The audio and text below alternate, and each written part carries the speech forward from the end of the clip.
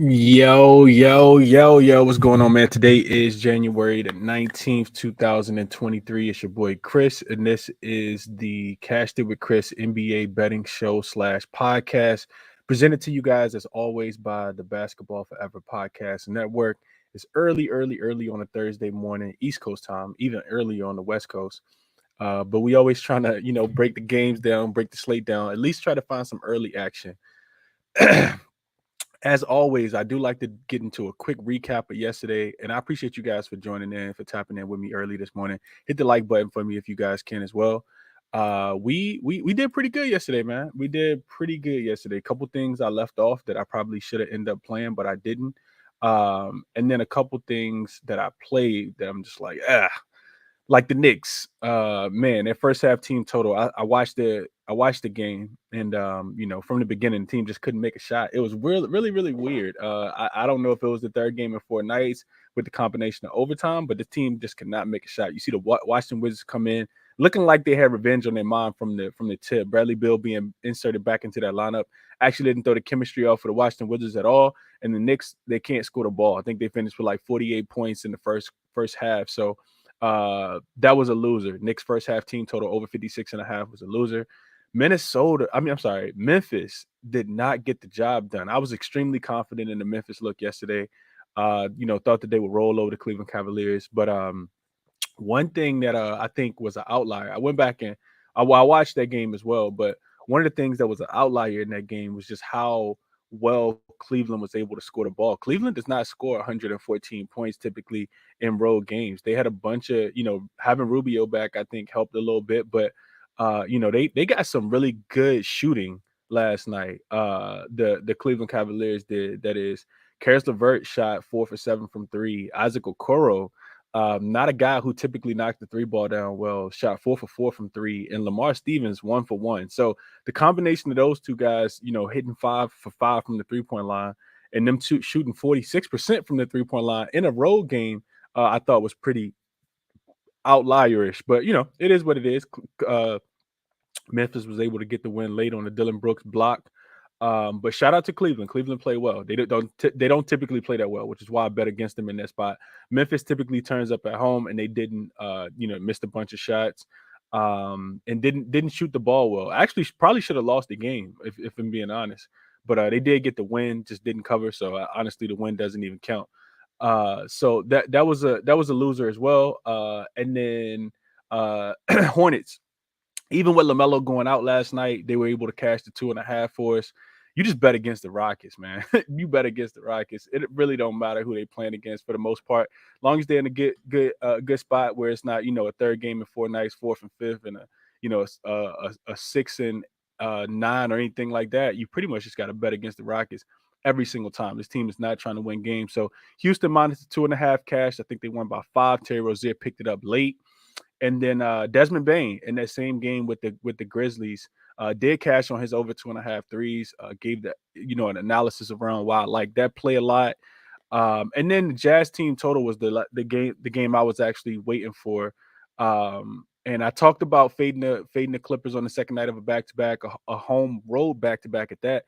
And that was a pretty easy cash as well. Took the Jazz team total over 118.5. But they started ruling guys out left and right, and I knew it was a game that they were going to pretty much try to punt, right?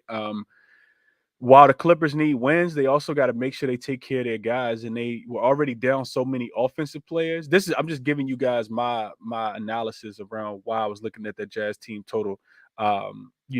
First of all, I talked about the Clippers' third game in 4 nights and a home road back to back, but also you rest PG, you rest Kawhi. They already didn't have John Wall. They already didn't have Luke Kennard. So, when those guys go out, that's when you typically, you see the game as a punt game. I didn't think that the Clippers had enough offense, that if I would have played the team total under for the Clippers, would have cashed. Would have played the trifecta spot, would have cashed.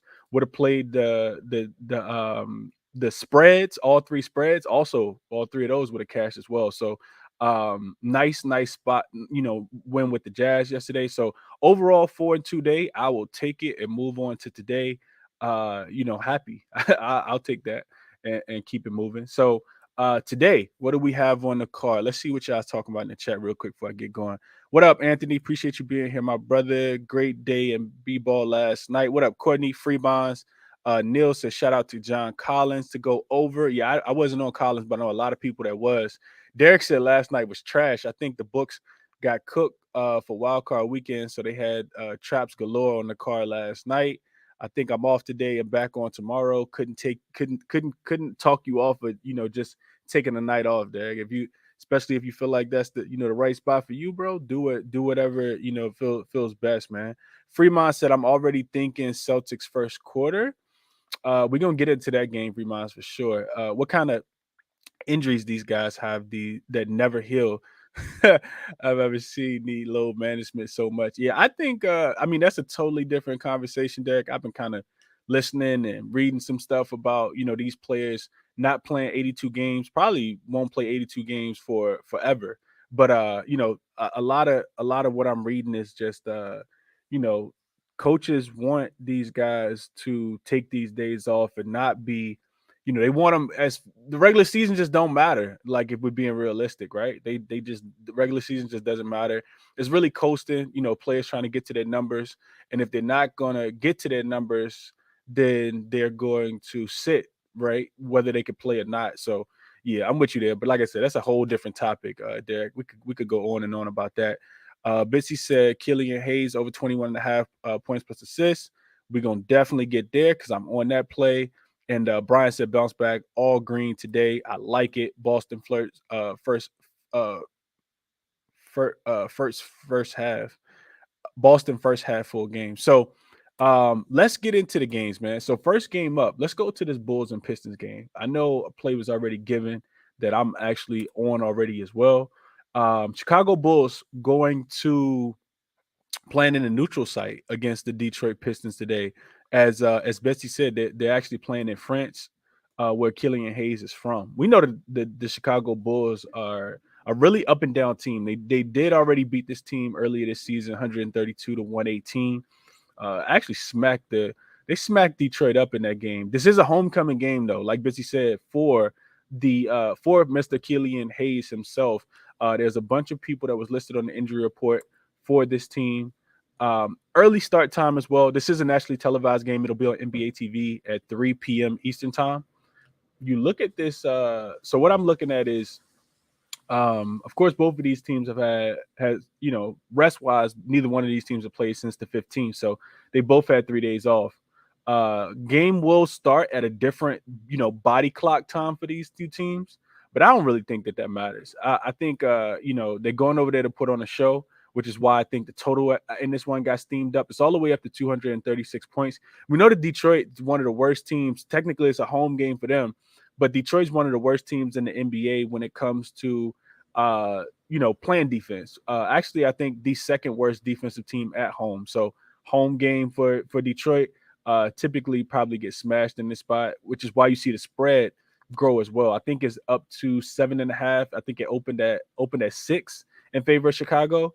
So what I'm looking at in this game is exactly what Bitsy said. He said to look at Mr. Killian Hayes, and that's what I did. So I have, matter of fact, I'm gonna pull it up on the screen so you guys will see it.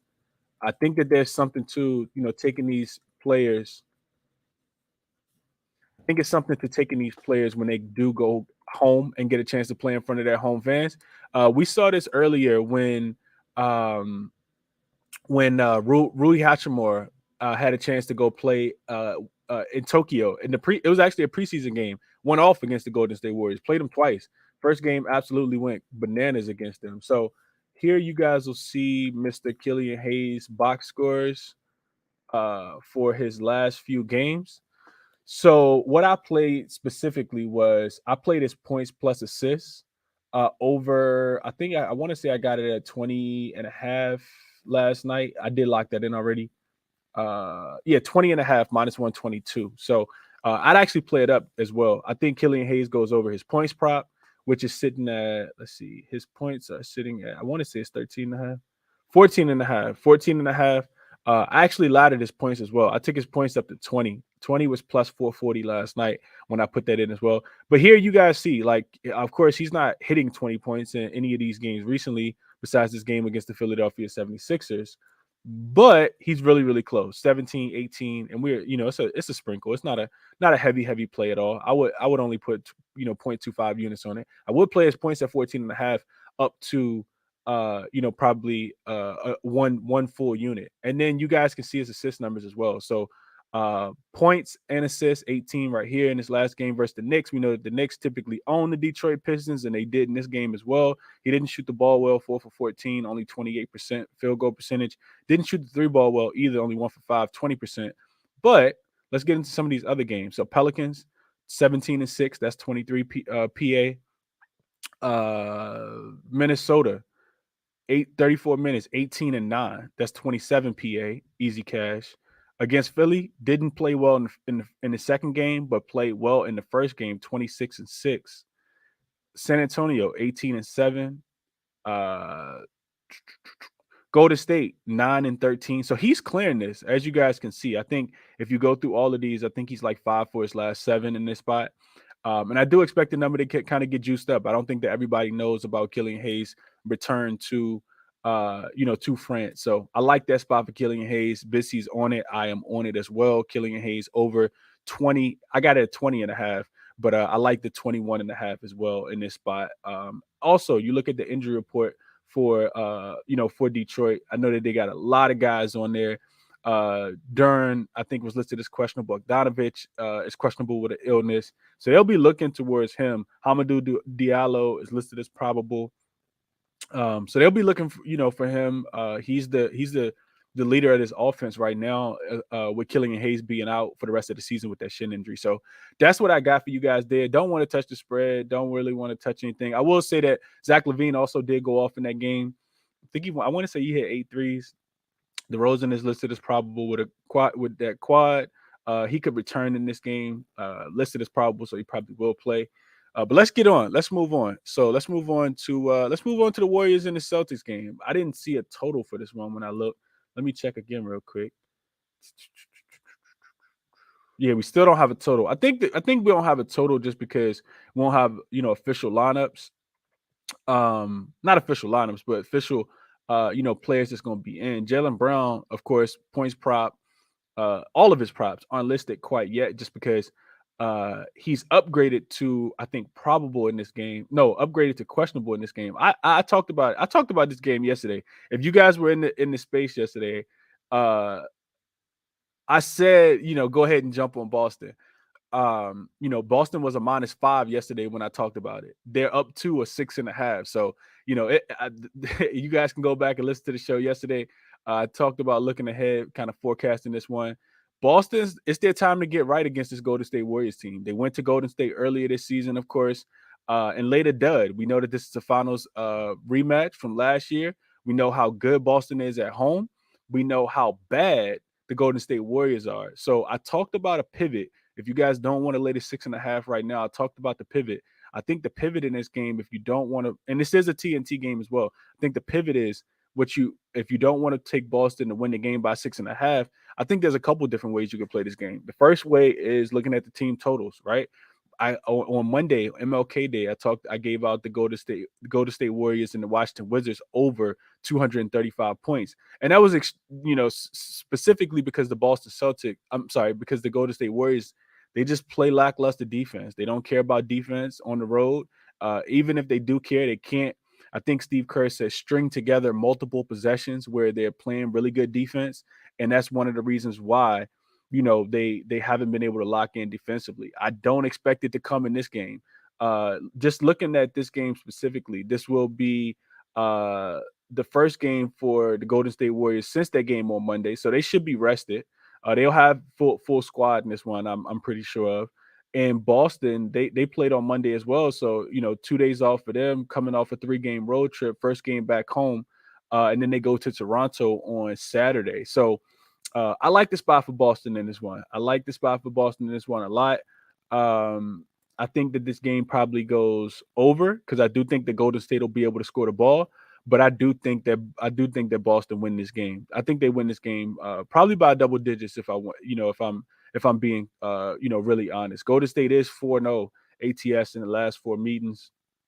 Iguodala is already ruled out, but everybody else, like I said, is on the uptick. Besides Jonathan Kuminga, of course, James Wiseman, and like I said, Jaylen Brown is questionable with that groin injury. But another way, probably favorite player prop in this one, I'm looking at Tatum. Man, Tatum has not had the greatest game log, and I want to pull that up for you guys as well. Tatum has not had for him to be having a MVP type season. Jason Tatum has not had the greatest showing against this team specifically.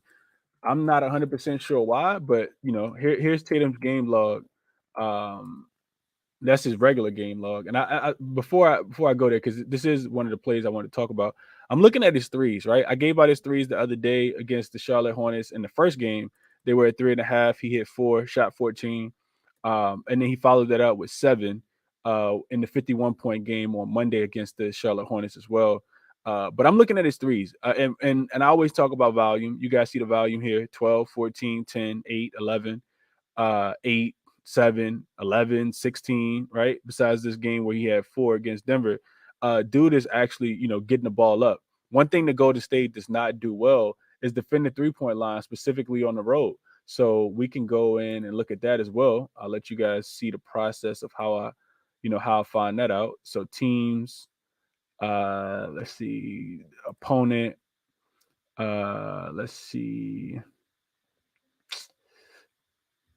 Let's go on the road specifically, and let's just filter this down. So opponent 3-point makes, we see that Golden State is allowing the most threes. Oh, let me zoom in so you guys can see that. So it's just a quick NBA.com advanced stats tutorial. So Golden State allowing the most 3-point makes, 14 and a half. This is on the road specifically, 14 and a half.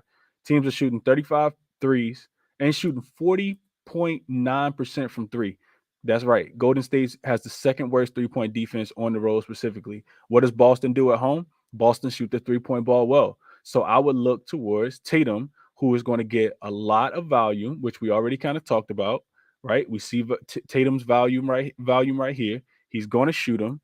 I would look for Tatum to shoot the ball well in this spot. The other thing I was talking about before mentioning this game, before doing this, was Tatum game log specifically against the Warriors. Tatum has not shot the ball well in this spot, man. You guys can see here, 2 for 9. That was the game earlier in Golden State. 3 for 16. Of course, this excludes the playoffs, right? And he didn't shoot the ball extremely well in the playoffs either. But Tatum does not shoot the ball extremely well in this spot. His threes are at 3.5, so he would need 4. You guys can see here he's missed the last 2 games. I look for Tatum to be able to light this team up today. Marcus Smart, assists maybe to go over as well. He'll be the guy that's distributed in the ball. So that's the way I'm looking to play this game. If you guys are not necessarily, thinking about wanting to lay the points in this game with the Golden State Warriors. Anthony says Celtics gonna smash today. Yeah, people all on Boston. I see a lot of people on Boston. I like Boston. I like Boston a lot in this game today. I got them at 5 when I gave it out yesterday. It's up to 6.5. And like I said, I still think you look towards the team totals to go over for the Boston Celtics. Also, I think, like I said, you can look at Tatum 3-pointers in this game. So 2 games in the books broken down for you guys. And then let's see, other game I wanted to talk about. Raptors and the Timberwolves real quick. So back-to-back for the Timberwolves, of course. They went to Denver last night and lost that game in a really tight game. They actually probably should have won that game. I think last 7 possessions, they didn't score the ball in the last 2 minutes or something like that. And lost the game 122 to 118 without Rudy Gobert. Not 100% sure if Rudy Gobert comes back. This is an extremely difficult game to cap right now, which is why we don't have a total. Timberwolves still dealing with some injuries. Anthony Edwards not 100%. He was really, really frustrated last night. I read about that earlier this morning in the post-game interview, talking about how, he felt like he let his team down. When teams say, when guys come out and say they let their team down, typically I'm looking for a big performance from them. Even on the second night of a back-to-back, if he's able to give it a go today, because he has been listed as questionable for these, last few games, I'd be looking towards Anthony Edwards to go over his points prop. Also, Toronto, not the greatest defensive team against the 3-point line. So I'd be looking towards Anthony Edwards 3-pointers. Maybe D'Angelo Russell 3-pointers as well. So one more time, I'm gonna bring my screen back up so you guys can see it, because I want you guys to see 3-point defense recently, specifically for the Toronto Raptors, where they kind of rank defensively last few games. So quick search again. So this will be opponents. Let's go last 5 games. Let's go all locations. And let's see who has the worst 3-point defense recently.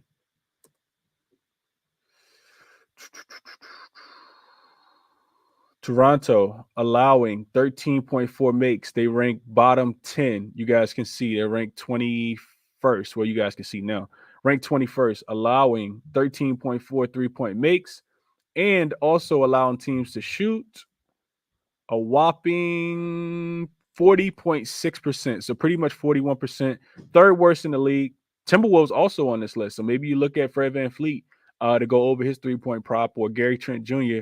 to go over his 3-point prop, especially with the Timberwolves traveling from road to home on the second leg of a back-to-back.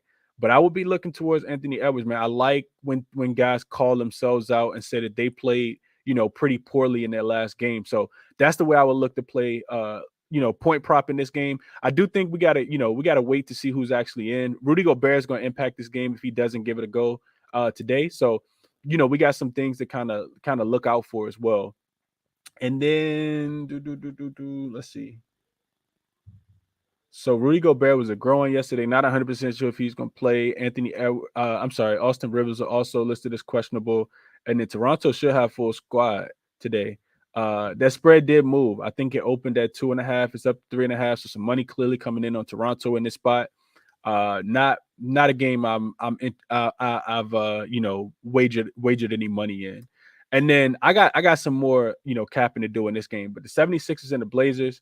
76ers on fire right now. This team has started the West Coast trip and they've looked pretty good. Not really covering a lot of spreads, but they're winning games, and that's all that matters to them.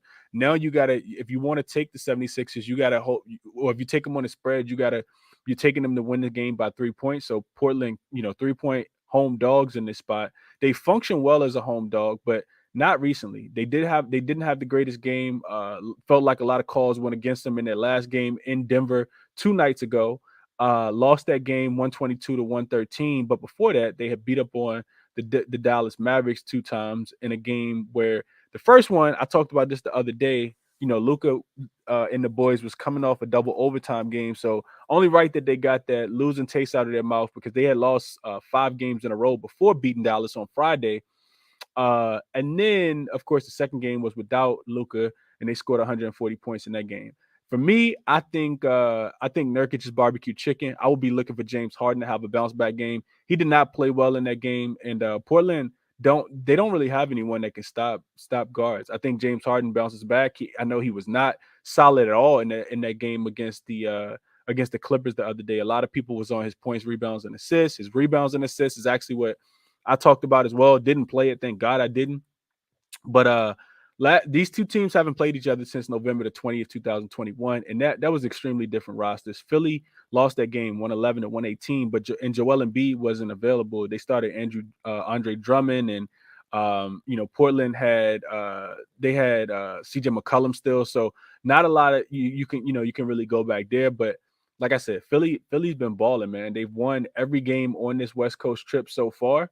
You could say that they're due for a loss, but I could see them winning this game. They beat Utah the other day, beat the Lakers on the second night of a back-to-back, had 1 day off, stayed in LA, and beat the Clippers by 10 points. And now you get a Portland team that's not really playing a lot of defense. If I'm looking at anything in this game, I'm looking at Philly team total to go over is what I would play. Still got some more research to do on that one. I think that, like I said, Harden bounces back in this spot. And then, Dame has been on a tear recently. Dude's been absolutely killing it. I want to bring up his box score real quick so you guys can see that before I get up out of here. And drop your best plays too, man. Anybody got anything that they're looking at, anything that you guys have locked in already? Share. Let me know. I want to see what you guys are on as well. Let's see. So I'm gonna share my screen one more time, and let's just look at Mr. Lillard and see what he's doing in these last games. To me, it feels like he's kind of trying to put this team on his back.